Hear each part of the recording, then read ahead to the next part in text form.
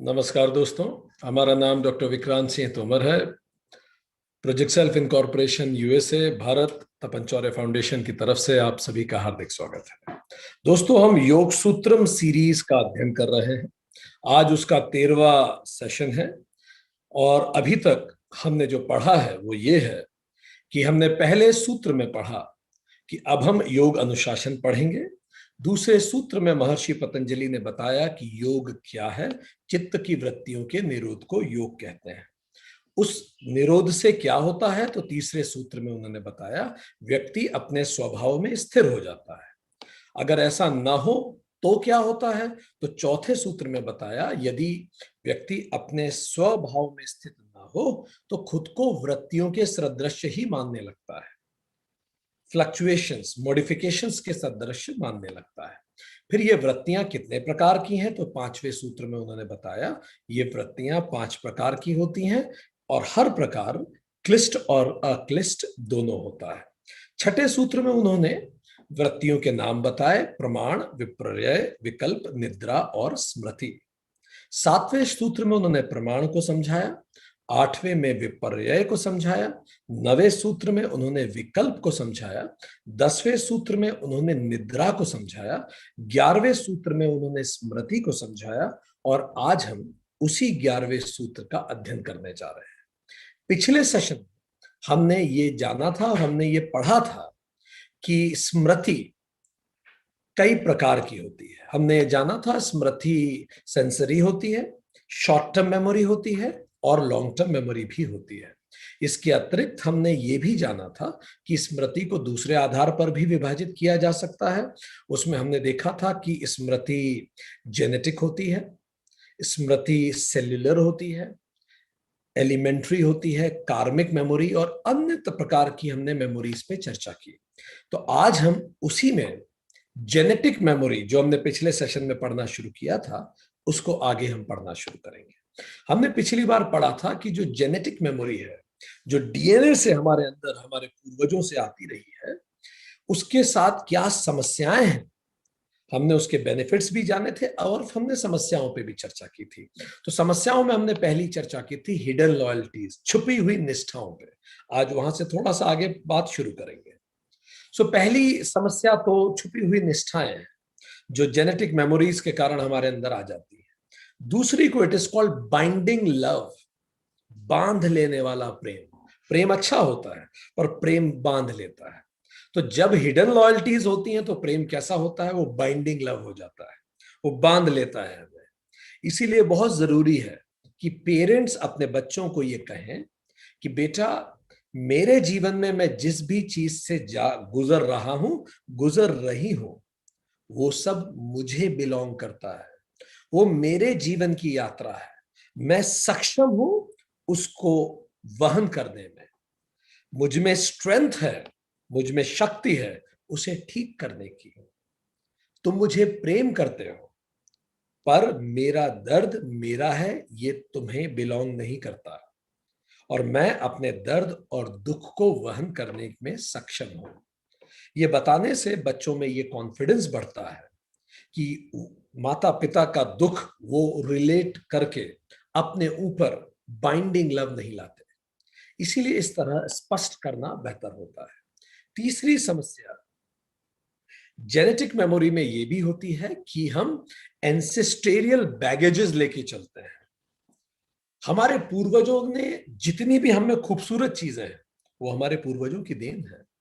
इसके साथ कुछ कमियां भी उसी डीएनए के थ्रू हम तक आ जाती हैं। जैसे क्या क्या पूर्वजों के बैगेज हम तक पहुंचते हैं, फियर, डर। हमारे पूर्वज अगर किसी चीज से डरते थे तो बहुत संभावना है कि वो डर हमारे अंदर भी आ जाए। हमने पिछली बार हिडन लॉयल्टीज में इसमें बात की थी।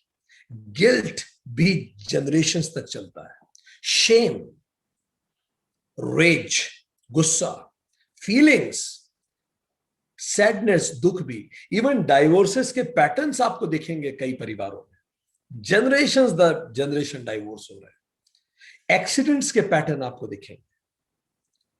फिजिकल डिसऑर्डर को भी आप उसके भी पैटर्न देखेंगे, जेनेटिकल पैटर्न।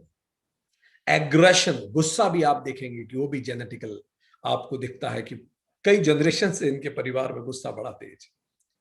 इवन कई जगह तो मर्डर्स तक के पैटर्न्स देखे गए। सो ये सब चीजें भी हमारी एंसेस्टेरियल बैगेजेस होती हैं। जीवन का हर इशू किसी न किसी टिश्यू को प्रभावित करने लगता है और इस तरह से वो हमारे डीएनए तक में डिकोड हो जाता है। इसीलिए यह बेहतर है कि हम अपने पूर्वजों को याद करें और इन बैगेजेस से मुक्त हो। कैसे किया जाता है ये, अब थोड़ी बहुत हम इस पे चर्चा करेंगे कि कैसे इस जेनेटिक मेमोरी की दुष्प्रभावों से हम खुद को मुक्त कर सकते हैं। उसके सदप्रभाव तो हम हैं ही, पर जो दुष्प्रभाव है, एक आधुनिक विज्ञान है एपिजेनेटिक्स। एपिजेनेटिक्स इस विचारधारा का है कि यदि आप अपने विचारों को बदलते हैं तो धीरे धीरे आप में जीन्स में तक परिवर्तन होना शुरू हो जाएंगे। You can recode your genes. So if you change your thoughts, your gene may also start changing. That is, the science is called epigenetics. So क्या किया जाना चाहिए? ये जो ancestral baggages है, binding love है, hidden loyalties है, इनको रिलीज करने के लिए कुछ सिद्धांत हमें याद रखने चाहिए हमेशा। पहला सिद्धांत, सभी का स्थान। ये पहला सिद्धांत है, बिल्कुल गांठ बांध के रख लीजिए। जो भी परिवार में पैदा हुआ है, सभी का परिवार में स्थान है अनकंडीशनली। वो दुर्दांत रहा हो या संत रहा, वो इस परिवार में पैदा हुआ है, वो इस परिवार का पूर्वज है। हर व्यक्ति का स्थान होगा। जो पहले पैदा हुआ है या जो पहले कंसीव हुआ है, प्राथमिकता उसको मिलेगी। यही महाभारत के युद्ध की एक विडंबना थी। युधिष्ठिर पहले पैदा हुए थे, पर गर्भ में पहले दुर्योधन आए थे। तो चूंकि दुर्योधन गर्भ में पहले आए थे, तो शास्त्र अनुसार दुर्योधन बड़े हुए, पर कुछ कारणवश युधिष्ठिर पहले पैदा हुए, तो इसीलिए युधिष्ठिर बड़े माने गए। दुर्योधन का ये प्ली रहा पूरे महाभारत में कि बड़ा मैं हूं, क्योंकि मैं पहले गर्भ में आया था। सो जो सबसे पहले गर्भ में आया वो सबसे बड़ा। वो जिया नहीं जिया, कब पैदा हुआ, जब जैसे ही किसी की धड़कन आई, वो आपके परिवार में उसने दर्ज किया। वो आपका एंसेस्टर है, वो आपके पूर्वज है। सो उनको याद में भी प्राथमिकता, नाम पहले उनका लिया जाएगा। योग्यता अनुरूप नाम नहीं होगा, कंसेप्शन अनुरूप नाम चलेगा। जो सबसे पहले है, जब भी आप पूजा करें उसी ऑर्डर में लोगों को याद करें जिस ऑर्डर में वो धरती पे आए थे। एक फैमिली ट्री बनाइए, जिसको जीनोग्राम भी कहते हैं, बनवाइए घर में। स्कूल वाले आजकल बड़ा अच्छा काम करते हैं, बच्चों से बोलते हैं जीनोग्राम बनवाइए, माता पिता दोनों तरफ का एक जीनोग्राम बनाइए। देखिए what was the order of birth, कैसे कैसे लोग आए थे। बच्चा रिलेट कर पाएगा कि वो एक महान ट्रेडिशन से जुड़ा हुआ है। यही तो महाराणा प्रताप कहा करते थे कि मैं कोई भी कार्य करने से पहले सोचता हूं कि मेरी इतने पूर्वजों ने जो महान कार्य किया है, कहीं मेरा कोई कार्य उसको तो कलंकित नहीं करेगा, और आने वाली जनरेशंस को मैं क्या उत्तर दूंगा यदि मैं ये करता हूं, और आज इस देश समाज को मैं क्या उत्तर दूंगा। तो भूत भविष्य वर्तमान तीनों से जुड़ जाता है बच्चा, जब आप उस जीनोग्राम को बनवाते हैं। इसीलिए श्राद्ध का भारत में बड़ा महत्व है। उसमें हम सबको याद करते हैं, अपने पूर्वजों को। बच्चों को उसका महत्व समझाइए, वो रुचि लेंगे इसमें। तर्पण करते हैं, हम उनको फिर से याद करते हैं, जैसे पूरे मन से, जैसे वो जीवित हमारे बीच में हो। हम कई तरह के कर्मकांड करते हैं, उनकी पसंद का खाना बनाते हैं, उनको कुछ कहानियां सुनाते हैं, ये मान के चलते हैं कि 2 दिन 3 दिन जब भी हैं वो विराजित हुए हैं श्राद्ध पक्ष में। एक उत्सव मनता है, जैसे बाहर से सारे पूर्वज घर में आए, वो माहौल बनाइए। उससे बच्चे प्रेरित होंगे, लगाव परिवार में और बेहतर होगा। विदेशों में एक अच्छी परंपरा है, हालांकि उसका रूप थोड़ा अलग है। वो हेलोवीन जो है, बच्चे पूर्वजों का रूप ले लेके चलते हैं, भूतों का रूप बना लेते हैं। आप उस परंपरा को अलग रूप से मना सकते हैं, इंपॉर्टेंट है बच्चे जुड़े उससे। बाइबल में बड़ी खूबसूरत बात लिखी है, sins of the father shall be visited upon the son 1,000 times। पिता के सिन भी बच्चों तक पहुंचेंगे हजारों बार। तो जो व्यक्ति आपके परिवार से निष्कासित है, वह भी अपनी ऊर्जा आने वाली किसी जनरेशन से कनेक्ट कर लेता है। मान लीजिए आपके परिवार में कोई व्यक्ति को निष्कासित कर दिया, उसने कोई गलत कार्य किया था, अगर आज भी उसका रीबर्थ नहीं हुआ है, उसकी सोल अभी भी कनेक्टेड है आपके परिवार से, तो हो सकता है आने वाली किसी नस्ल, किसी बच्चे से उसकी सोल कनेक्ट करे, उसको प्रभावित करे, और उस बच्चे में भी आपको किसी एक गलत फोरफादर के रिफ्लेक्शंस दिखने लगे, आदत खराब होने लगे, ड्रग में चला जाए, कोई कमियां हो, वो आपको दिखने लगेगी। इसको हम कहते हैं ये उन पर गया है, जो लोकल भाषा में हम कहते हैं, ये वही डीएनए ट्रांजिशन है। इसीलिए वो हो सकता है वो उनके पूर्वजों के पैटर्न को ले ले। इसीलिए जरूरी है कि ये सब कुछ कंसिलेशन हो, प्रॉपर सेटलमेंट हो। भगवान राम ने जब अपना वनवास पूरा किया और सब कुछ जब सेटल हुआ, दशरथ बड़े प्रसन्न होकर, दशरथ ने बड़े प्रेम से राम को वरदान दिया कि क्या मांगते हो। तो राम ने यह वरदान मांगा, हे पिता, मेरी मां को तो आप माफ कर दीजिए। दशरथ की मृत्यु हो गई पर उन्होंने कैकेयी को माफ नहीं किया, मेरी लाश तक को ना देखे, ऐसा बोल के वो गए थे। इतना क्रोध था। पूर्वज जब क्रोध में रहते हैं तो आने वाले वंश प्रभावित होते हैं। तो उन्होंने रिक्वेस्ट किया कि आप कैकेयी और मंथरा को मन से माफ करें, और ये रिकंसिलेशन किया परिवार का, सबने एक दूसरे को माफ किया। दशरथ की आत्मा से कैकेयी ने माफी मांगी। इस तरह से ये जरूरी है कि हम रिकंसिलेशन करें परिवार में। कहीं कुछ हुआ, उन्हें माफ करें, उनसे माफी मांगे, मन से उन सब चीजों को हटा दें। ये पहला सिद्धांत है। दूसरा सिद्धांत, सभी की अपनी अपनी किस्मत। सभी की अपनी अपनी किस्मत। हर व्यक्ति यहां अपने अपने कर्मों को भोगने के लिए आया है। मैं किसी भी दूसरे के कर्म फल को इतना सा भी नहीं रोक सकता। ये कहना कि पिता आप मर नहीं सकते, माता आप जा नहीं सकती मुझे छोड़ के, नहीं, ऐसा नहीं है। हमें पता है बहुत पेनफुल है, हम पे गुजरा है, हम अनुभव से बता सकते हैं। बट भले ये पेनफुल है, ये सृष्टि का विधान है। हर व्यक्ति अपनी आयु लेके आएगा और फिर चला जाएगा। वो अपनी किस्मत को, अपने अपने प्रारब्ध के अनुसार आएगा और जाएगा। हमें अपनी एनर्जी वहां ब्लॉक नहीं करनी कि आप कैसे जल्दी चले। जल्दी हो गए आपको कैसे पता, वो इतने ही समय के लिए आए थे। तो हमें उनकी ऊर्जाओं को भी मुक्त करना होता है। हमें उनकी ऊर्जाओं को भी मुक्त करना होता है। अगर हम लगातार उन्हें जोड़े रखेंगे, उनकी ऊर्जाएं यहां ब्लॉक होंगी, उनकी यात्रा बाधित होती है। When we don't expect, जब हम उनके एक्सेप्ट करते, उनके फेट को एक्सेप्ट नहीं करते, उनकी किस्मत को, उनके प्रारब्ध को, तो क्या होता है, हम डिप्रेशन में आने लगते हैं। उनकी ऊर्जा तो ब्लॉक करते ही करते हैं, हमें भी डिप्रेशन होने लगता है। और हमारा डिप्रेशन हो सकता है सबकॉन्शियसली अगली जनरेशन तक पहुंचे। इसीलिए सिद्धांत नंबर 2, सब अपने अपने प्रारब्ध को भोगने आए हैं। हम सब एक घर में एक छत के नीचे हैं, पर अलग अलग यात्राओं के यात्री हैं, ये याद रखें। तीसरा सिद्धांत, सभी से संतुलन। सभी से संतुलन। जब भी आप किसी से कुछ लेते हैं तो ये ऊर्जा असंतुलन है। हमेशा कुछ ना कुछ लौटाएं जरूर। ये जीवन में गांठ मानिए, किसी से कुछ भी लिया हो, लौटाना मस्ट है। कुछ नहीं कर सकते तो सदव्यवहार से लौटाएं। कुछ नहीं कर सकते, साष्टांग प्रणाम से लौटाएं, अभिवादन से लौटाएं, मुस्कुराहट से लौटाएं, उसको लौटाएं जरूर, नहीं तो ये ऊर्जा असंतुलन है। जब भी आप लेते हैं और देते हैं तो आपसी सम्मान बना रहता है, ठीक।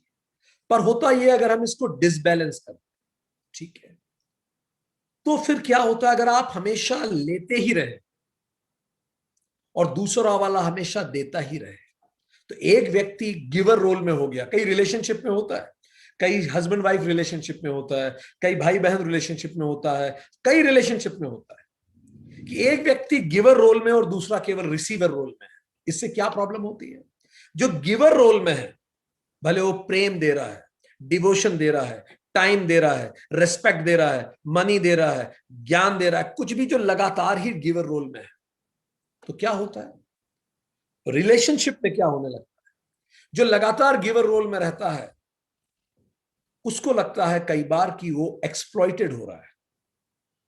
ठीक, कई बार उसे लगता है मेरी मेहनत की कोई वैल्यू नहीं है। आपने देखा होगा कई बार घरों में लोग एक दूसरे से नाराज होते हैं कह के कि मेरी मेहनत की तो कोई वैल्यू नहीं है, कोई अप्रिशिएशन नहीं है, और वो उनको लगता है कि मुझे उस अनुसार प्रेम और सम्मान भी नहीं मिलता।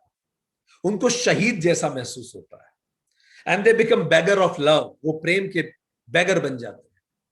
ठीक, मैंने इतना किया तो भी मुझे उतना प्रेम नहीं मिलता जीवन में। तो जो देने वाला है धीरे धीरे उसके मन में ये सब बातें आने लगती है। I have done enough for you but still I don't get enough love. ठीक, अगर आपको बचपन में जब आप छोटे थे खूब सारा दिया गया और आपने कुछ नहीं लौटाया, आपके माता पिता को ऐसा संस्कार नहीं दिए गए, तो ऐसे बच्चे बड़े होकर ग्रीडी बन जाते हैं। उन्हें सब कुछ चाहिए, उन्हें चाहिए ही चाहिए। जो हालांकि ये बात अलग है, जो सबको देते हैं उनको ये कायनात देती है, हमेशा देती है। पर फिर उनको कायनात से कनेक्ट करना आना चाहिए। अगर वो कायनात से कनेक्ट नहीं कर पाते तो क्या होता है, वो हमेशा उसी व्यक्ति से अपेक्षा करते रहते हैं कि मैं इतना दे रहा हूं, ये कुछ नहीं दे रहा, ये चुकाए, ये लौटाए, किसी भी रूप में, प्रेम में, सम्मान में, समय के रूप में। ठीक, तो ये तो उसके साथ होता है जो दे रहा होता है। जो लगातार लेता ही जा रहा है, रिसीवर रोल में है, उसके साथ भी थोड़ी मुश्किल होती है। उसमें गिल्ट आने लगता है, उसका सेल्फ रेस्पेक्ट कम होने लगता है। ठीक, और कई बार वो ओवर डिमांडिंग भी हो जाता है। तो ये ऊर्जा डिसबैलेंस है। हर रिश्ते में, हर जगह ऊर्जाओं को बैलेंस कीजिए। ये अगला सिद्धांत है, ये महत्वपूर्ण है रिश्तों में। सभी से संतुलन, ऊर्जाओं को बैलेंस कीजिए। कहीं से ले रहे हैं तो दीजिए भी। चौथा सिद्धांत, सभी समाहित। सभी समाहित, इसका क्या मतलब? Law of positioning you can call it. ठीक, हर व्यक्ति का एक राइटफुल प्लेस होता है परिवार में। ठीक, मान लीजिए कई बार कोई बड़ा व्यक्ति है, उम्र में बड़ा है, पर वो डम निकल गया, अयोग्य निकल गया, और जो छोटा भाई है, बहन है, वो बड़ी योग्य निकल गई। पर यह ध्यान रखना चाहिए छोटों को कि वो बड़ों का वो सम्मान करें जो उनको करना चाहिए, भले वो बिल्कुल अयोग्य हो, पर उनका इसीलिए जरूर सम्मान करें कि वो आपसे पहले इस धरती पे आए थे, वो आपके परिवार का एक हिस्सा है, तो उनको उनका ड्यू रिस्पेक्ट जरूर दिया जाना चाहिए। ठीक, इवन इन ऑर्गेनाइजेशन भी ये बड़ा महत्वपूर्ण है। ऑर्गेनाइजेशन में पहले जिसने ज्वाइन किया उस आधार पर नहीं, जिसने ज्यादा कंट्रीब्यूशन किया है उसको हमेशा उन लोगों के द्वारा सम्मान मिलना चाहिए जो कम कंट्रीब्यूट कर रहे हैं। परिवार में जो पहले पैदा हुआ है उसको हमेशा पहले याद किया जाना चाहिए। ऑर्गेनाइजेशन में जो ज्यादा कंट्रीब्यूट करता है उसे हमेशा पहले याद किया जाना चाहिए। इससे ऑर्गेनाइजेशन या घर बैलेंस रहते हैं, सभी समाहित। ये चौथा सिद्धांत है। पांचवा, सभी बराबर और समान। घर में महिला हो या पुरुष हो, सब बिल्कुल समान हो, सबका समान सम्मान हो, मेल फीमेल को बराबर रिस्पेक्ट मिले, जैसे शिव और शक्ति। तब परिवार में बैलेंस होना शुरू होता है। ठीक, और 4 लेवल के रिचुअल्स आप करना शुरू कीजिए।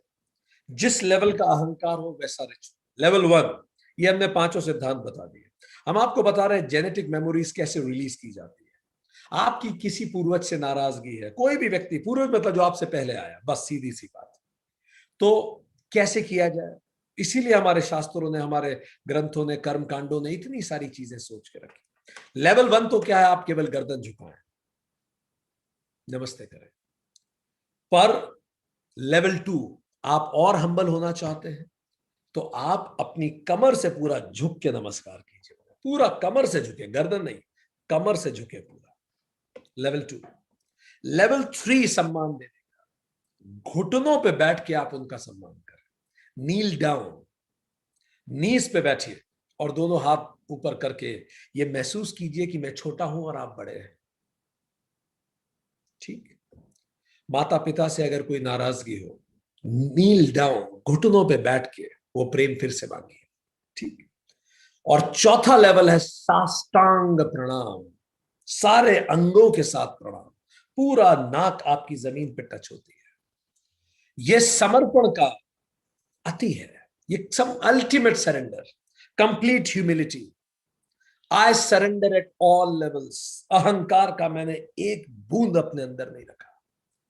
आप मेरे पूर्वज हैं, मैं सरेंडर करता हूं। ठीक, आपके जो भी कर्म वो आपका कर्मा जाने, मेरे पूर्वज होने के नाते मैं आपका सम्मान करता हूं। ठीक, कई बार नाराजगी इतनी गहरी होती है कि हम माफ नहीं कर पाते। उसके लिए क्या किया जाए? उसके लिए पॉइंट ऑफ कनेक्शन याद कीजिए। क्या होता है पॉइंट ऑफ कनेक्शन? सोचिए कि अभी तो चलिए आपकी नाराजगी है उस व्यक्ति से, उस पल को याद कीजिए जब ये जो नाराजगी हुई थी, ये जो सेपरेशन हुआ था उससे, साइकिक सेपरेशन, उससे पहले जब रिश्ते अच्छे थे उस दिनों को याद कीजिए। इससे आपको लगाव फिर से महसूस होगा। कभी तो ये सेपरेशन हुआ होगा, उससे पहले के पलों पे जाइए, उस पल पे ध्यान दीजिए, उस पे मेडिटेट कीजिए, उसको याद कीजिए, आपके मन में अपने आप वो प्रेम फिर से उभरेगा। अगर ये नहीं हो पा रहा, आप कहें कि सर मुझे तो कोई पल ही याद नहीं है जब अच्छे रिश्ते रहे हो, उससे भी ऊपर चले जाइए। मान लीजिए अगर माता पिता से, किसी से भी, जब आप गर्भ में थे तब तो कोई पल रहा होगा जब माता पिता ने प्रेम किया हो, उस पल को याद कीजिए। जब अजनबी रहे होंगे तब तो वो रहा होगा कि एक दूसरे के प्रति कोई दुर्भावना नहीं रही होगी, उस पल को याद कीजिए। उस पल पे जाइए जब चीजें ठीक थी, वो moment of oneness beyond separation, वो moment of oneness beyond separation. ठीक, अगर वो एक सेकंड के लिए भी आया तो भी, अगर वो एक सेकंड के लिए भी आया हो तो भी, ठीक, ये इंपॉर्टेंट है। इफ यू डोंट, आप एक सेकंड के लिए भी अगर वो आया हो तो भी वो इंपॉर्टेंट है। इफ यू डोंट रिमेंबर, आपकी सोल रिमेंबर करती है, आपकी सोल याद करेगी, वो सोल उस बात को याद रखेगी। ठीक, आप मेडिटेशन कीजिए, उस सोल में आप उससे कनेक्ट कर पाएंगे। ये सारे जजमेंट बाद में शुरू होते हैं, उन जजमेंट के पहले चाहिए जब हम अनकंडीशनल थे। So this is how you can connect back. इस तरह से आप फिर से कनेक्ट कर सकते हैं। चलिए अब थोड़ी सी आगे बात शुरू करेंगे। ये है, हमने जो आपको बताया, it is called genetic memory. अब हम आगे जाएंगे। Next concept is called cellular memory. बड़ा खूबसूरत, बड़ा गहरा और महत्वपूर्ण है। क्या होता है सेल्यूलर मेमोरी? पूरा हमारा जो शरीर है ये ऑर्गन से बना है। हर ऑर्गन टिश्यू से बना है, हर टिश्यू सेल से बना है। वो सेल भी मेमोरी कंटेन करता है। हमारे शरीर के अरबों सेल में अपनी मेमोरीज है। हर इश्यू जो हमारे जीवन में जो भी कुछ घटनाक्रम हुआ है, उनकी याददाश्त शरीर के सेलों में है अभी, सेल्स में है अभी। इसी याद को सेल्यूलर मेमोरी कहते हैं। हर इंसिडेंट, छोटा बड़ा, हर घटना, सेल शरीर का बिल्डिंग ब्लॉक है, बेसिक स्ट्रक्चर है, बेसिक फंक्शनल और बायोलॉजिकल यूनिट है जिससे हम बने। वहां भी हमारी यादें स्टोर्ड है। क्या क्या स्टोर्ड है उन सेल में? तो ये जो यादें हमारे शरीर के सेल्स में स्टोर्ड है, इसको सेल्यूलर मेमोरी कहते हैं। हर सेल में कुछ ना कुछ स्टोर्ड है। ये पूर्वजों से नहीं आया, हमारे अनुभव है। इस तरह ये डीएनए से अलग है।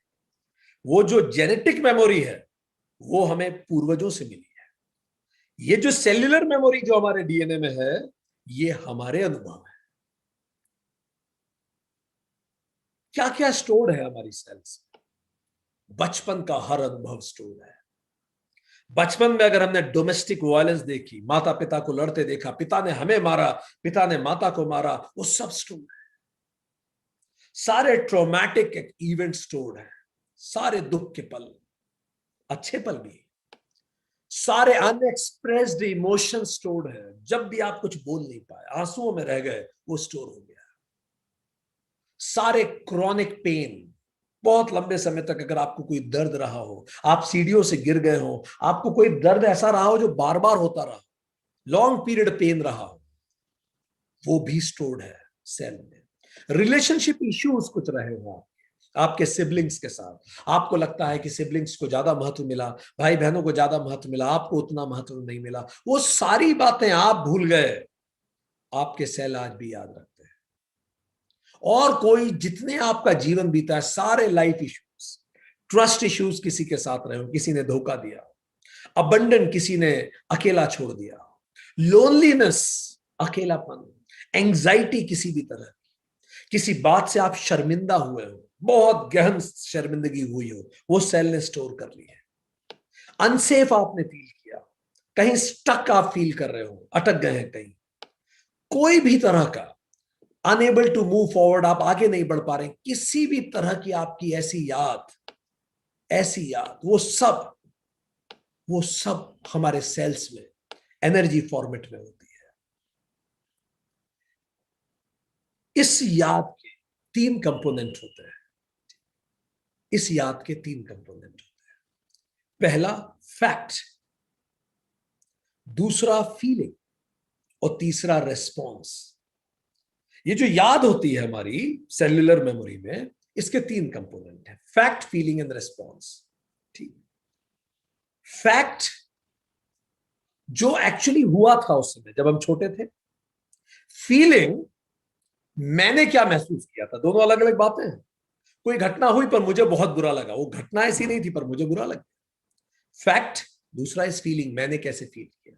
तीसरा रेस्पॉन्स, मैंने तब क्या किया, मैं चुप रह गया, मैंने गुस्सा किया, ये तीनों मिलके वो याद में बैठे हुए हैं।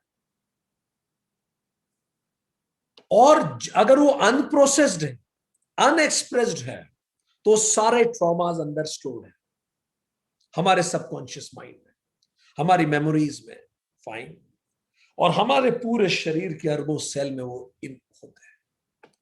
इसीलिए कई बार क्या होता है, कई बातें आप लॉजिकली तो समझ जाते हैं पर शरीर नहीं मानता उस बात को। जैसे फॉर एग्जाम्पल, आप एक प्रेजेंटेशन तैयार कीजिए और आप बहुत अच्छे से तैयारी कर दीजिए, आपको सबने पीठ ठोक दी, वेरी गुड, तुम्हारी तैयारी अच्छी, तुम अच्छा करोगे, पर बॉडी फिर भी नर्वस फील कर रही है, पसीना आ रहा है, शरीर नहीं मानता। कितनी बार आपके साथ ऐसा हुआ होगा, हाथ खड़ा करें अगर ऐसा हुआ कि लॉजिकली आप किसी बात से कन्विंस्ड हैं पर स्टिल आपको परेशानी हो रही है, एंग्जाइटी हो रही है। लॉजिकली यू नो ये फालतू की बात है, फालतू की एंग्जाइटी है। कई लोग सपने देख लेते हैं, सपने देखने के बाद जब वापस जागृत होते हैं तो उनको पता है वो सपना है, but still it is disturbing.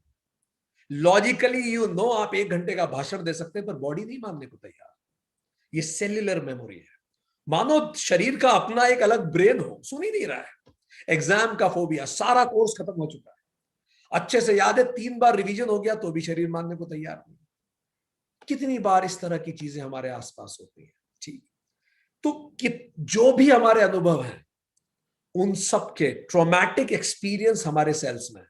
ऐसा क्यों होता है, शरीर क्यों नहीं समझता लॉजिक की भाषा, हम कितने ही तर्क देते हैं, बॉडी क्यों नहीं समझती, क्योंकि बॉडी के पास बहुत सारी ट्रॉमेटिक मेमोरीज हैं पहले से, और बॉडी को एग्जैक्टली रिमेंबर होता है आपने कैसा महसूस किया था उस समय। ठीक, और वो जो रिकॉर्डिंग है पिछले सब, जैसे फॉर एग्जांपल बचपन में प्रेजेंटेशन देते समय आप थर थर कांपे थे, अब आप जब भी प्रेजेंटेशन देंगे तो बॉडी की वो सेल्युलर मेमोरी फिर से ट्रिगर हो जाएगी और शरीर फिर से घबराने लगेगा। अब कोई कारण नहीं है घबराने का, पर फिर भी शरीर घबराएगा। कहीं कोई जगह ऐसी थी जहां आपने बड़े दुख उठाए थे, आज आप मजबूत हैं, सबल हैं, आप उस जगह फिर से जाइए, आपका बीपी बढ़ने लगेगा। आप उस समय फिर से जाइए, आप थोड़ा सा आपको अनईजी लगने लगेगा। कि कौन अनईजी लगवा रहा है। हम एक व्यक्ति को जानते हैं, हमने पहले भी बताया था, उनको अपने ससुराल में काफी कष्ट उठाने पड़े जब उनके बच्चे छोटे थे। जब उनके बच्चे बड़े हुए, अब वो महिला मजबूत है, बच्चों ने सारा जिम्मेदारी संभाल ली, पर आज भी जब वो महिला अपने ससुराल वापस जाती है तो उनका बीपी बढ़ने लगता है। अब कोई कारण नहीं है, पर शरीर की यादें हैं, सेल पहचान जाते हैं उस सब चीजों।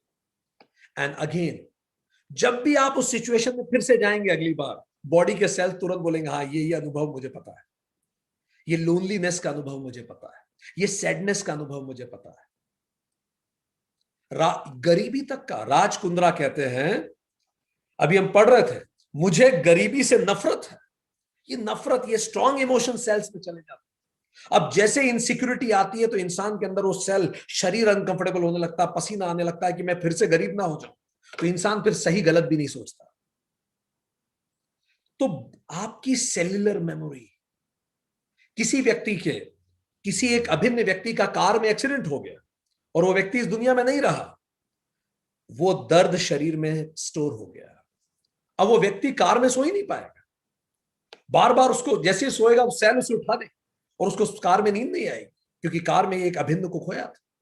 ये सब सेल्युलर मेमोरी। लॉजिकली आपको अच्छे से पता है पूरी सड़क पे कोई दूसरी कार ही नहीं है, कार आपकी 20 की स्पीड पे चल रही है, आप 10 तर्क दे दीजिए, पर शरीर सेल्युलर मेमोरी से चलता है।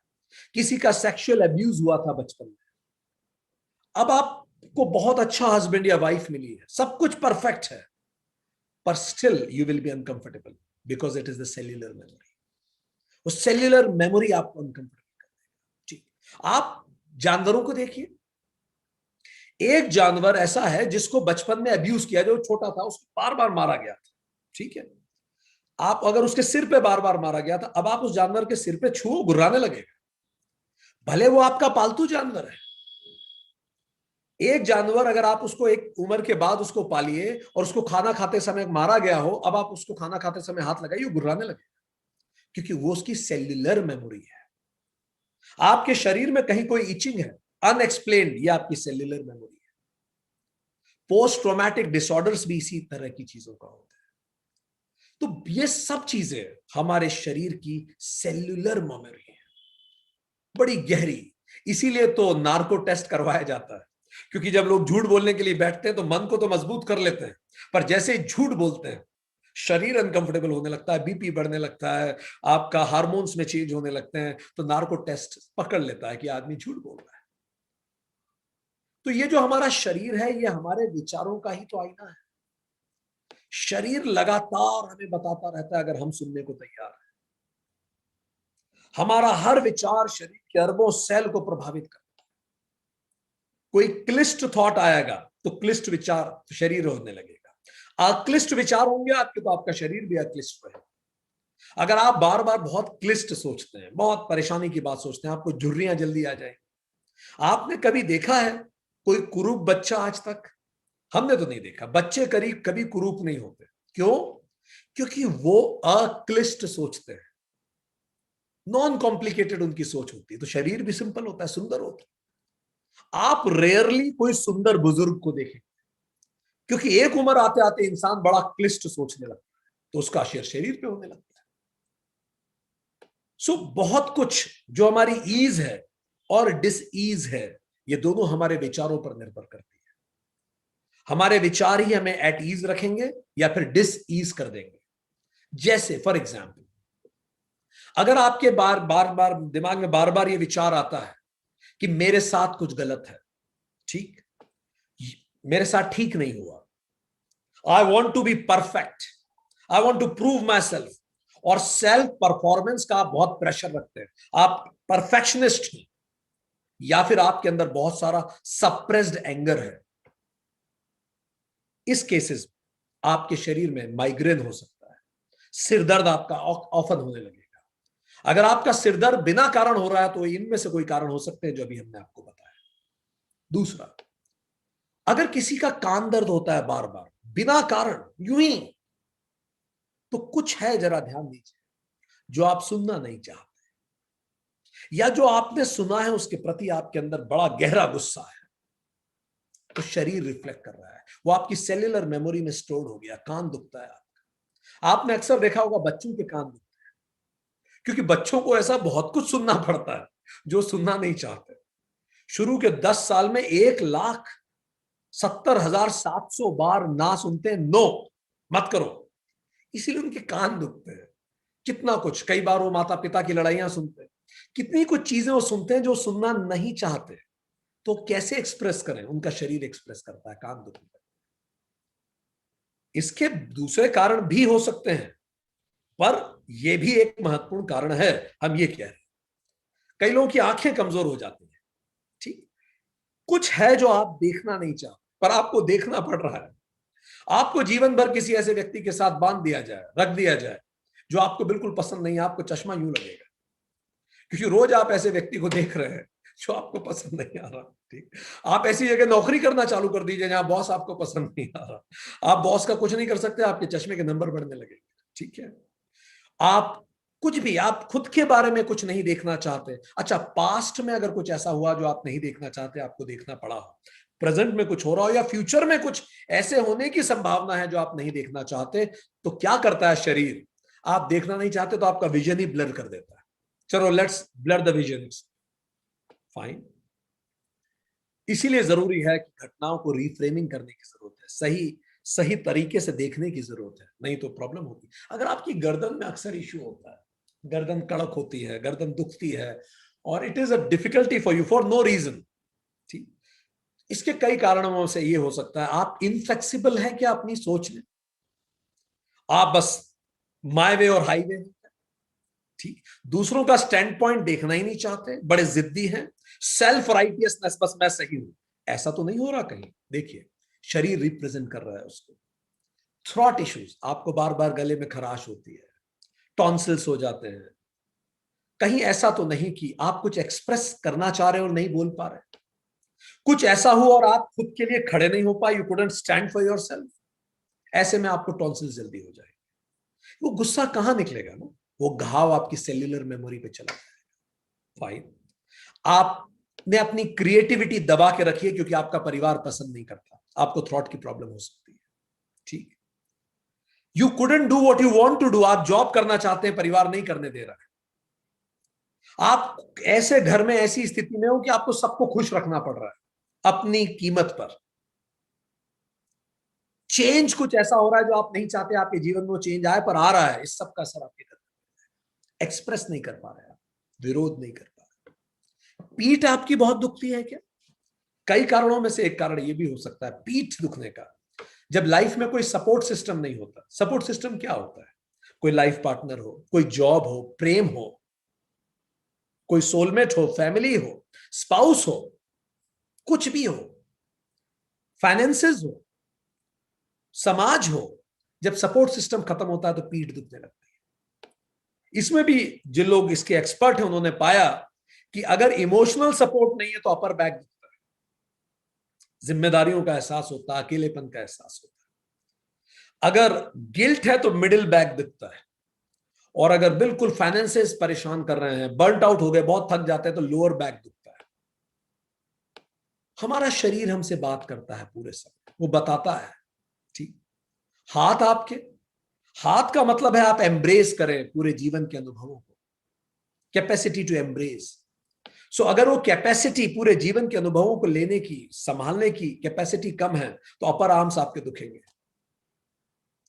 एबिलिटी आपकी कम है तो लोअर आर्म्स दुखेंगे, इमोशनल आप संतुष्ट नहीं है, इमोशनली खालीपन है तो आपके जॉइंट्स दुखेंगे, अगर आप फ्लेक्सिबिलिटी आप में कम है तो आपके एल्बोज दुखेंगे।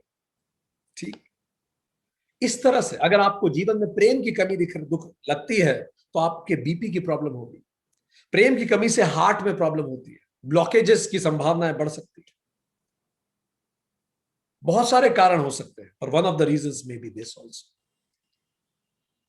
जीवन में प्रसन्नता की कमी है तो बीपी की प्रॉब्लम हो जाएगी, कोई नया अनुभव है जिनको आप डाइजेस्ट नहीं कर पा रहे तो आपके पेट की प्रॉब्लम होने लगेगी, यू कुडंट डाइजेस्ट समथिंग, कुछ अनुभव हुए हैं जीवन में, कुछ नए परिवर्तन आ रहे हैं, इसलिए याद कीजिए जब लोग पहली फ्लाइट में बैठते थे, नया अनुभव है, पेट में गुड़गुड़ होने लगती थी, इंटरव्यू देने जाएंगे पेट में गुड़गुड़ होने लगेगी, जीवन में आगे नहीं बढ़ पा रहे हैं, पैर दुखने लगेंगे आपके, अगर आप जहां होना चाहते हैं और वहां नहीं है आज, और ये बात बार बार आपको खाती है, आपके पैर, ईगो प्राइड अगर आप में बहुत ज्यादा है, इनफ्लेक्सिबिलिटी है तो आपके घुटने दुखेंगे, जिद्दी हैं आप तो।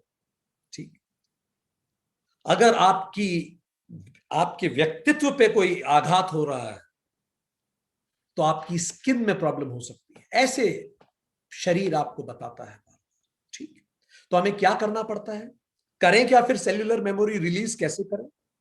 We need to deprogram and reprogram the experiences of life, हमें डीप्रोग्राम करना पड़ेगा एंड रीप्रोग्राम करना पड़ेगा experiences of life in right manner.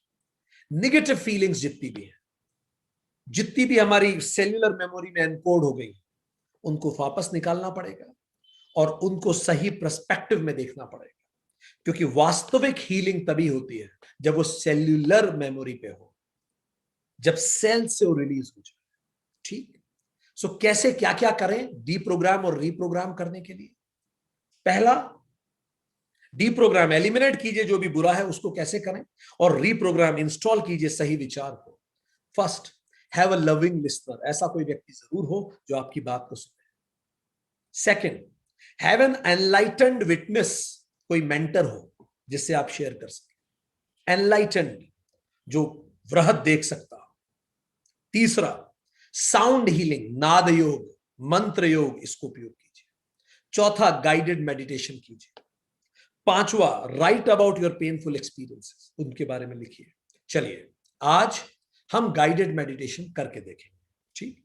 आज हम आपको एक प्रैक्टिकल एक्सरसाइज में ले जाने वाले हैं on cellular memory release. So I request all of you कि अपने अपने स्थान को ग्रहण करें और एक मेडिटेटिव सेशन में हम जाएंगे। Meditation session on cellular memory release. हमारे शरीर में जहां भी कोई दर्द, वेदना, परेशानी छुपी है, चलिए उस पर काम शुरू करते हैं। तो अपने आप को उस स्थिति में लाइए और बिल्कुल कंफर्टेबली अपने आप को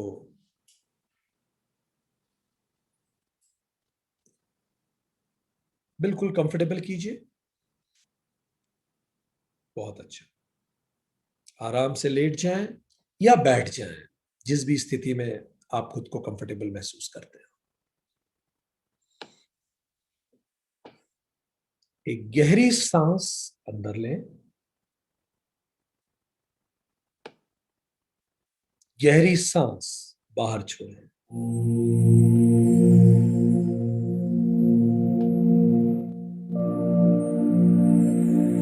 फिर से एक गहरी सांस अंदर,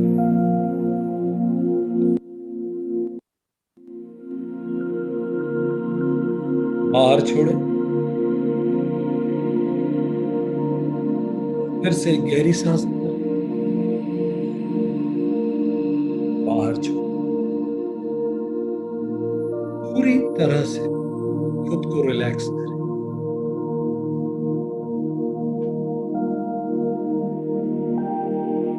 अपनी सांसों की ओर जागरूक हो जाए।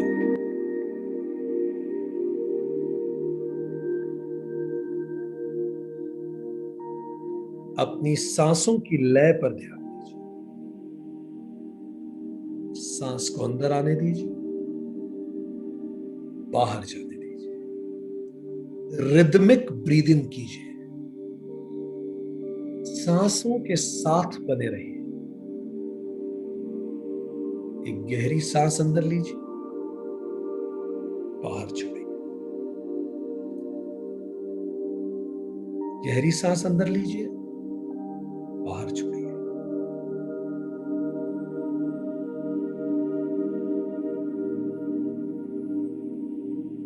एक्सीलेंट। अपनी सांसों के साथ बने रहिए। एक और गहरी सांस अंदर लीजिए और अपने शरीर के हर हिस्से में इस सांस को फैल जाने दीजिए।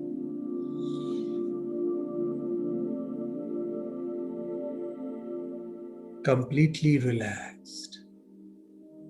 एक और गहरी सांस अंदर लीजिए और इस प्राणिक ऊर्जा को अपने शरीर के हर अंग तक फैल जाने दीजिए। पूरी तरह से शांत, स्थिर, निश्चिंत, कंप्लीटली रिलैक्स्ड।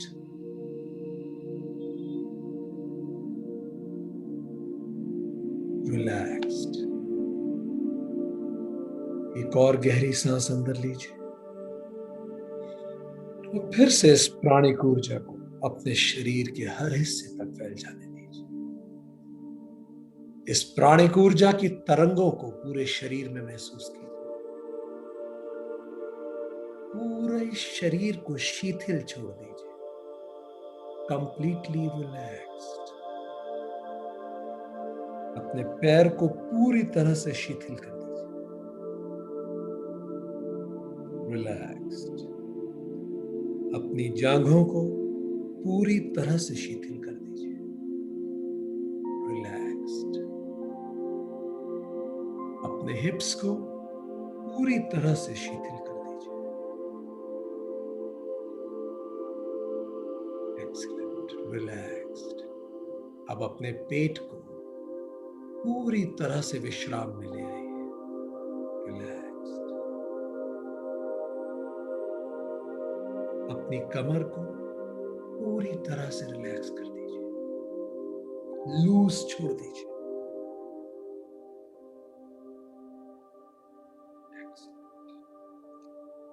अपने हार्ट को, अपने हृदय को पूरी तरह से रिलैक्स कर दीजिए। पूरी तरह से शांत, कंफर्टेबल। अपनी गर्दन को ढीला छोड़ दीजिए। अपने कंधों को ढीला छोड़ दीजिए।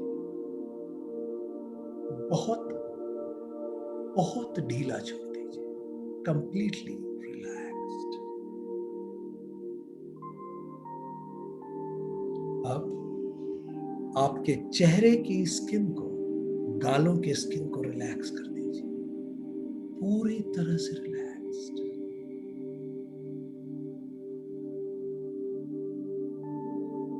और अब अपने मस्तक को रिलैक्स कर दीजिए। पूरी तरह से रिलैक्स्ड। शरीर का अंग अंग रिलैक्स्ड हो चुका है।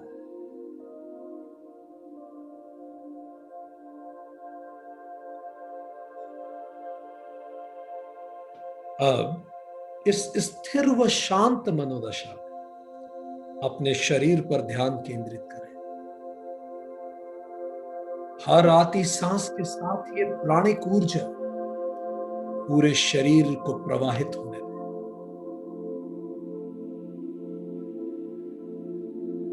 यही ऊर्जा इस शरीर को जीवन से जोड़े रखती है। यही प्राणिक ऊर्जा इस शरीर को स्वास्थ्य से जोड़े रखती है। पूरे शरीर में इस ऊर्जा का निर्बाध प्रवाह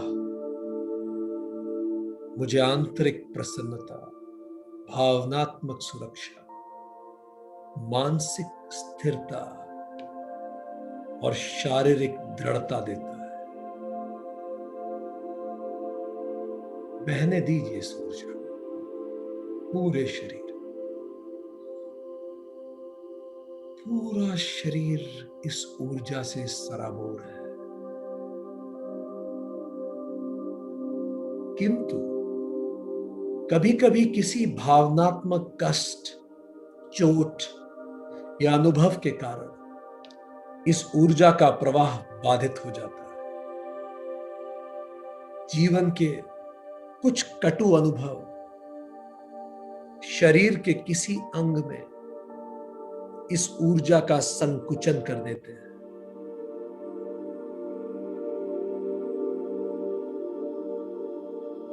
ये ऊर्जा शरीर के कुछ अंगों में संकुचित होने लगती है।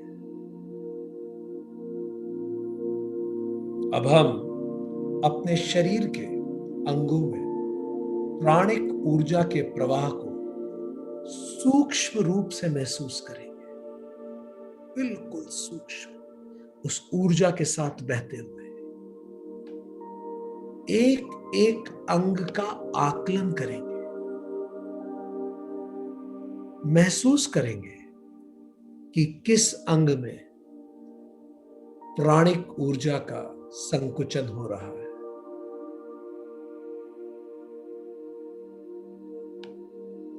प्राणिक ऊर्जा बाधित हो रही है।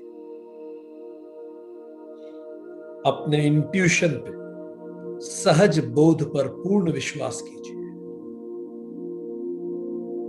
यू एग्जैक्टली नो वॉट, आपको अच्छे से पता है कहां ये ऊर्जा बाधित हो रही है।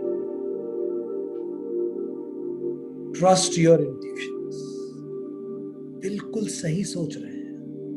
बिल्कुल सही इंट्यूशन है। बस प्रवाह के साथ बने रहिए, साक्षी बने रहिए। स्वतः शरीर के एक अंग में आपको असहजता महसूस होने लगेगी। देखिए कौन सा अंग असहज हो रहा है, उस असहजता को महसूस करें, पूर्ण महसूस करें।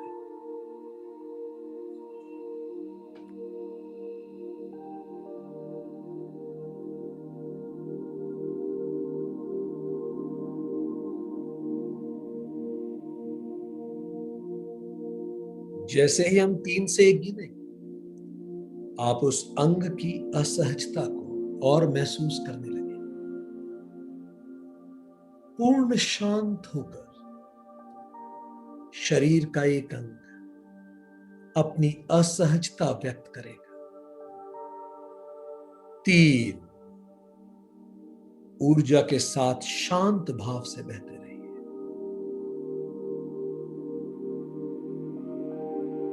2, अब आपको महसूस होने लगा है कि शरीर का एक अंग थोड़ा असहज हो रहा है।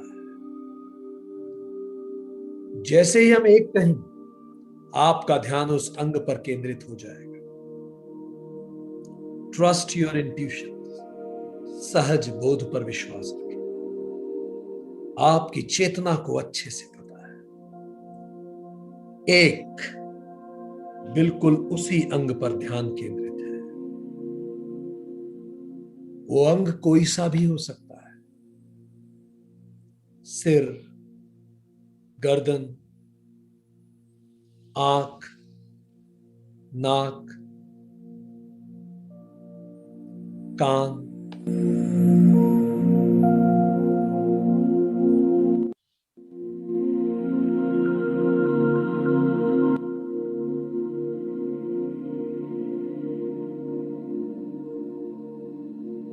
पैर, पेट, हृदय, जांघें, जननांग,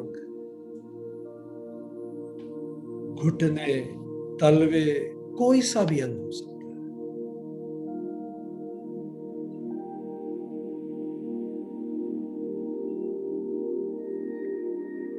पूरी तरह से केंद्रित कीजिए। और अब जैसे ही हम 3 से 1 गिनेंगे, हम अपनी चेतना के साथ उस अंग के अंदर उतरेंगे, गहरा अंदर उतरेंगे। 3, उस अंग पर चेतना का पूर्ण केंद्रण, उस अंग पर चेतना का पूर्ण केंद्रण हो गया है। 2, उस अंग के अंदर के टिश्यूज में चेतना का संचार। आप एक एक टिश्यू में होके अपनी चेतना को गुजर रहे हैं। चेतना एक एक टिश्यू से होके गुजर रही है। अब हम जैसे ही 1 कहेंगे, आप उन सेल को महसूस करेंगे जहां यह असहजता है। एग्जैक्टली उन सेल्स को महसूस करेंगे, बहुत सघन अंदर आपके अस्तित्व के। 1, अब आप उस असहजता को सेल के स्तर पर महसूस कर पा रहे हैं। साक्षी बने उस असहजता को, देखें उसे, महसूस करें उसको।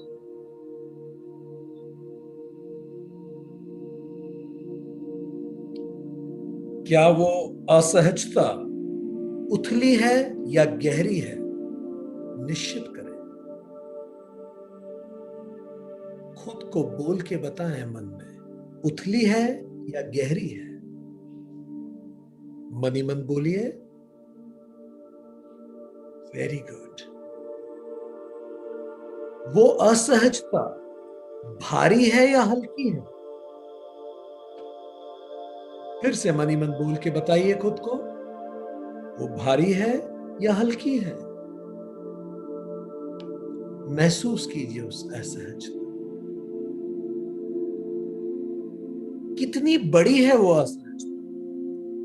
अगर कोई आकार होता है इसका, तो क्या ये शरीर से भी बड़ी है या शरीर से छोटी है? खुद को इस प्रश्न का उत्तर दें। वो असहजता कितनी बड़ी है? क्या वो आपके शरीर से भी बड़ी है या शरीर से छोटी है? खुद को उत्तर दें और अब उस असहजता को एक आकार दें। कोई भी एक आकार, आकृति दें।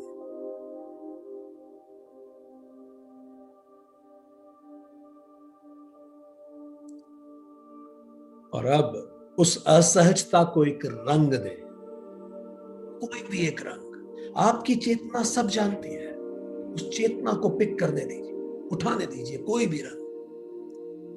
अपने सहज बोध पर विश्वास कीजिए।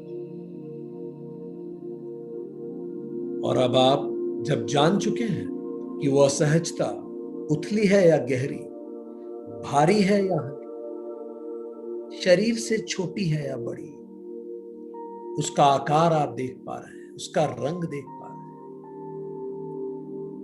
अब इस आकार, रंग, वजन और गहराई को और इस आकृति को अपनी आंखों के सामने लेके आइए। अपनी चेतना के समक्ष लेके आइए। उसे देखिए अपने समक्ष। चेतना से उसे महसूस कीजिए, मानो आपके सामने।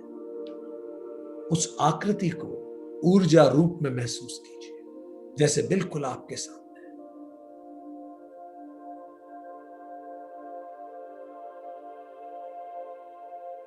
Excellent, very good, very good. इस आकृति को जो असहजता है, इसको अपने सामने लाइए और अब उससे पूछिए, तुम कौन हो? तुम कौन सा भाव हो? तुम दुख हो, दर्द हो, अकेलापन हो, कोई छुपा गुस्सा हो, शर्म हो, ग्लानि हो या पछतावा हो? कौन हो तुम? Trust your intuitions. महसूस कीजिए, महसूस कीजिए, महसूस कीजिए। उसके उत्तर को महसूस कीजिए। Trust your intuitions. वो असहज आकृति जो भी उत्तर दे रही है, उसे महसूस कीजिए।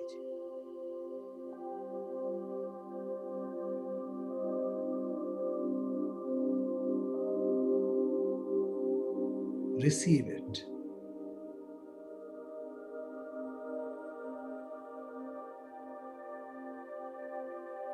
Excellent. Very good. और अब जब हम 3 से 1 गिनेंगे, आप अपने जीवन की उस घटना में पहुंचेंगे जिस घटना से यह भाव जुड़ा हुआ है। वह पिछली घटना जिससे यह भाव व्यापक हुआ, घना हुआ, सघन हुआ। ये जो भी भाव इस आकृति के पीछे है, हम उस घटना पे जाएंगे। 3, आपकी चेतना अपनी सघन सजग यात्रा से उस समय की ओर बढ़ रही है जब वो घटना हुई थी, जो इस भाव से जुड़ी हुई है।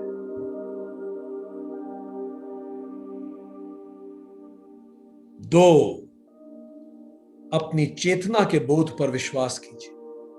उसे सब पता है। जैसे ही हम 1 कहेंगे, आप अपने जीवन के एग्जैक्टली उस पल में पहुंचेंगे जब ये घटना घट रही थी, जो इस भाव से संबंधित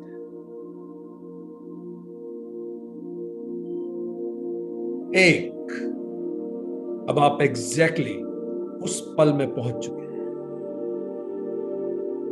उस पल को महसूस कीजिए। देखिए आप कहां हैं। आसपास कौन लोग हैं?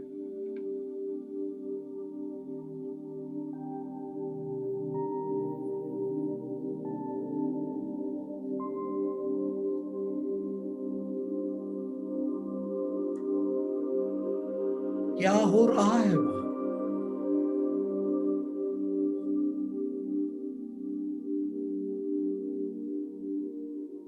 डूब जाइए उस घटना में, महसूस कीजिए जैसे ये अभी ही हो रहा है।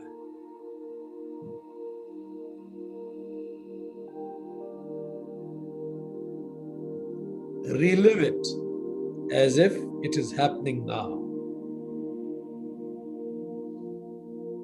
क्या स्थिति है?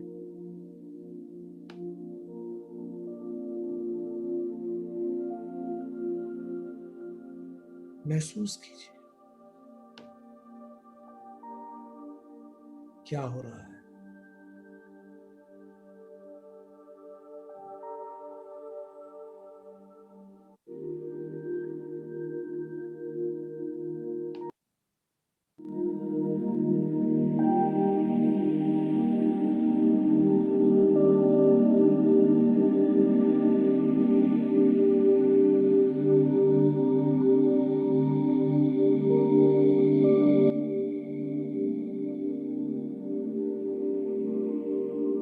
और अब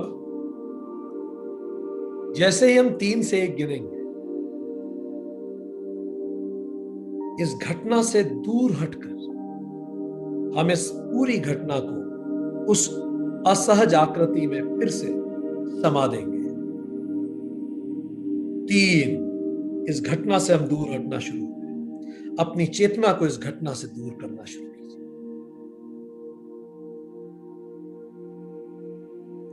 2, आपके समक्ष फिर से वही आकृति लेके आई, वो असहज आकृति जिसका एक आकार, रंग, वजन और गहराई है। और जैसे ही हम 1 कहेंगे, इस घटना को उस आकृति में समा दीजिए, उस असहज आकृति में।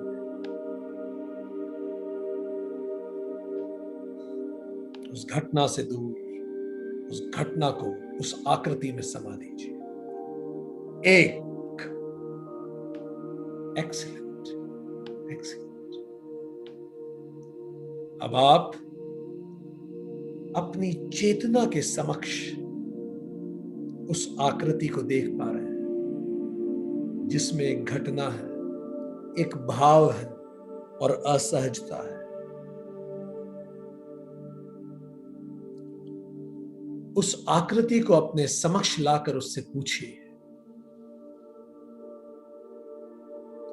कि इस घटना में मेरे लिए क्या सकारात्मक संदेश है।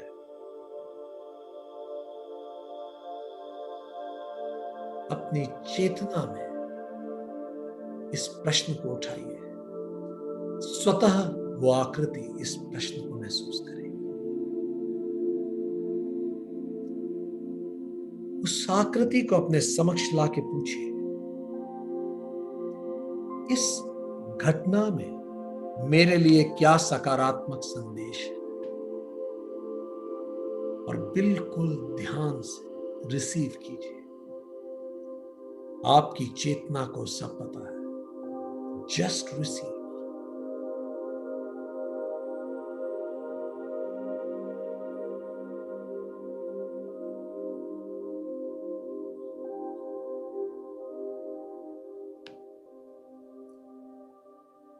यह घटना मुझे क्या सिखाने के लिए हुई है? मुझे क्या सीखना है इस घटना से? वो आकृति उत्तर देगी।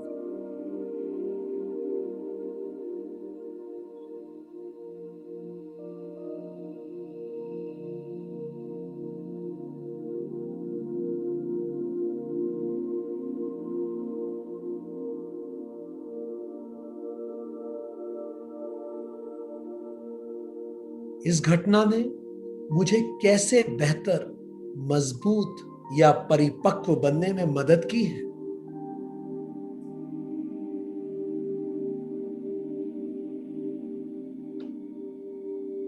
इस घटना का मेरे जीवन में क्या सकारात्मक योगदान है।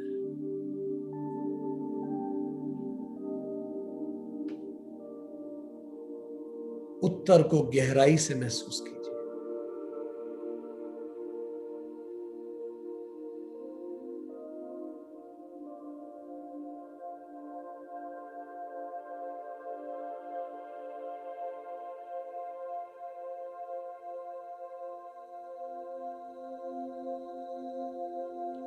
क्या मुझे सीखना है उस घटना से?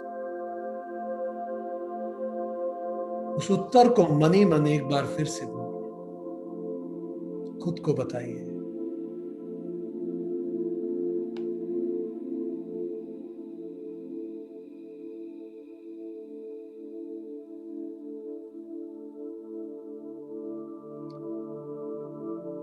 और अब जैसे ही हम 3 से 1 कहें, हम अपनी चेतना को और ऊपर उठाएंगे और अपने सोल मास्टर से उनके समक्ष अपनी चेतना को पाएंगे। हम सबके सोल मास्टर इस कायनात में हैं। 3 और ऊपर, चेतना को और ऊपर उठने दीजिए। 2 और ऊपर उठने दीजिए उस पूरी घटना से। और अब हम जैसे कहेंगे 1, आप खुद को अपने सोल मास्टर के समक्ष पाएंगे।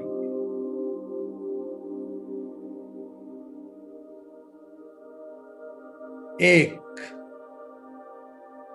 अपने आसपास अपने सोल मास्टर की ऊर्जा को महसूस कीजिए।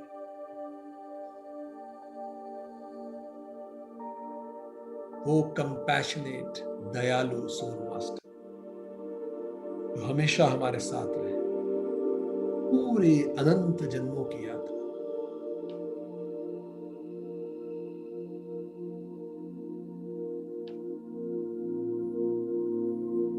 उनकी ऊर्जा को नमन कर कर उनसे पूछिए, ओ माय सोल मास्टर, इस घटना ने मेरे जीवन को कैसे बेहतर बनाया है? इस घटना का मेरे जीवन में क्या सकारात्मक योगदान है? मुझे आशीर्वाद दीजिए और मुझे दिशा दीजिए। बिल्कुल शांत होकर सुनिए, महसूस कीजिए सोल मास्टर का उत्तर।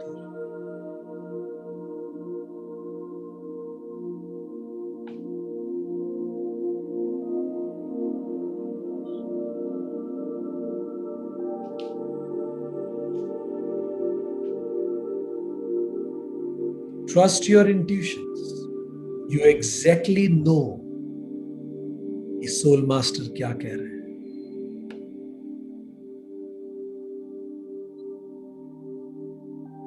वो उत्तर एक बार मन में बोल के देखिए, खुद को बोलिए फिर से।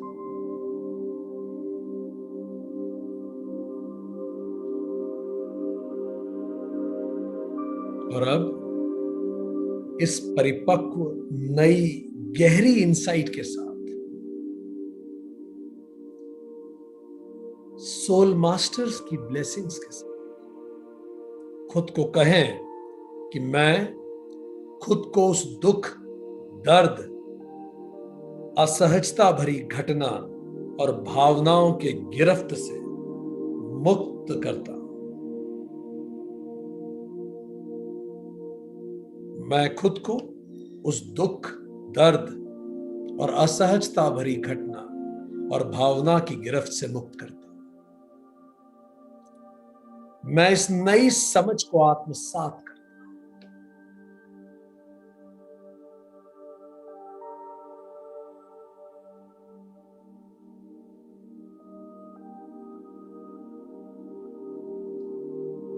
अपने सोल मास्टर की ऊर्जा को अपने पूरे शरीर में उनके आशीर्वाद स्वरूप महसूस कीजिए।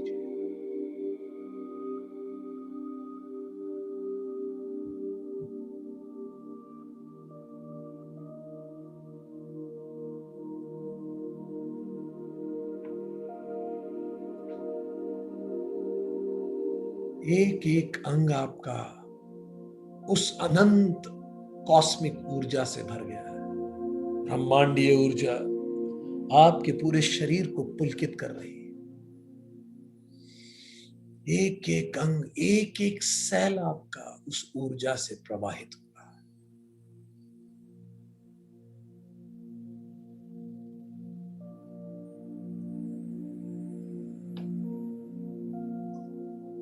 और अब इस पूरी नई समझ को, इस पूरी पॉजिटिव सकारात्मक ऊर्जा को एक खूबसूरत आकृति का रूप दीजिए। एक ऊर्जावान, सुंदर, शांत रूप।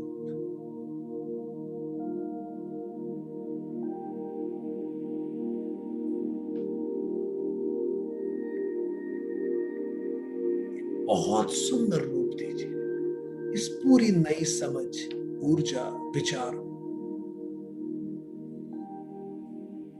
सोल मास्टर्स की ब्लेसिंग्स को लेकर एक नया रूप दीजिए।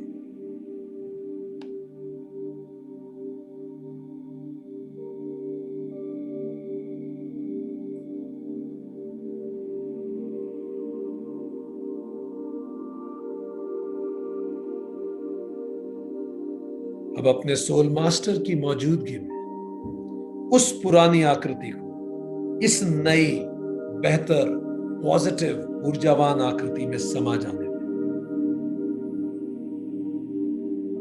आप देख सकते हैं वो पुरानी असहज आकृति इस नई आकृति में समा गई, इस नई आकृति में घुल गई, समाप्त हो गई। आप देख पा रहे हैं कैसे उसका अस्तित्व समाप्त हो गया और एक बेहतर नई समझ, ऊर्जावान समझ स्थित हो गई।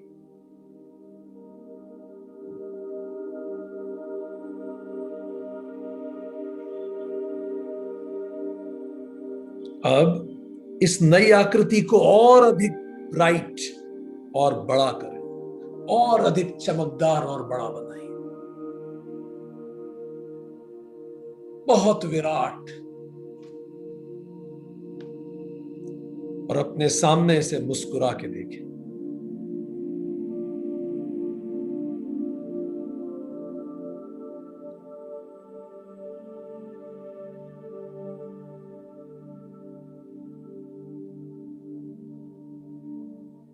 अब इस सकारात्मक ऊर्जा को अपने सोल मास्टर से प्रार्थना कीजिए कि इस आकृति को मेरे शरीर के उस अंग में आत्मसात कर ले जो असहज था। सोल मास्टर से प्रार्थना करें कि इस अनंत ऊर्जा को मेरे शरीर के उस अंग में स्थापित कर ले जो असहज था। महसूस कीजिए सोल मास्टर की ब्लेसिंग्स उस नवीन ऊर्जा पुंज के रूप में आपके शरीर के उस अंग को नई तरंग ऊर्जा से भरपूर कर रही है।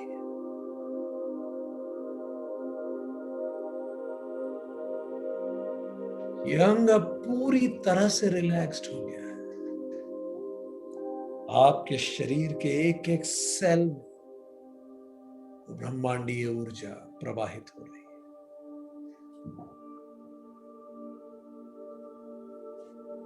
और अब जैसे ही हम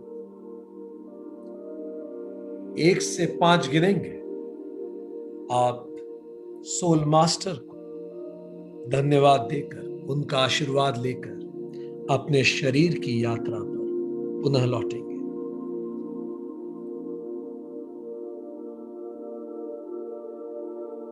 1, आप सोल मास्टर को धन्यवाद दे रहे हैं। उन्हें धन्यवाद दीजिए इस हीलिंग के लिए, इस ऊर्जा के लिए, और उनके आशीर्वाद को महसूस कीजिए।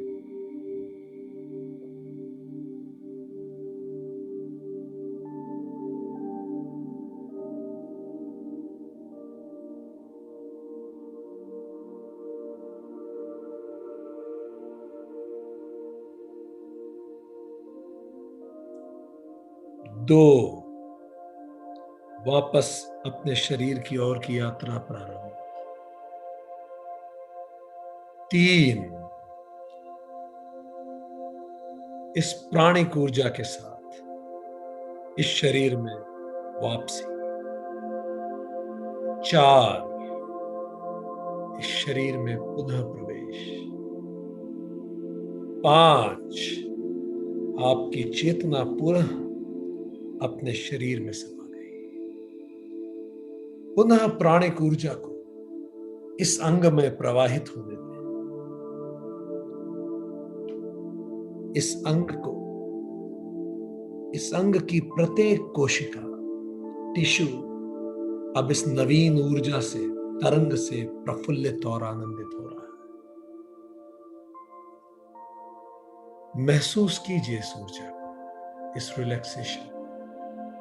कंप्लीटली रिलैक्स्ड, रिलैक्स्ड,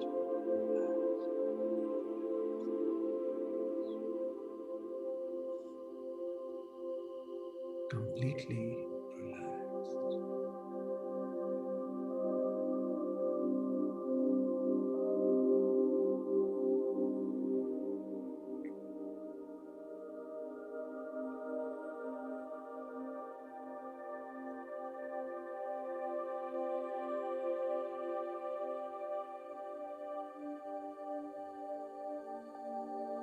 जब भी आप तैयार हो, धीरे से अपनी आंखें खोल सकते हैं।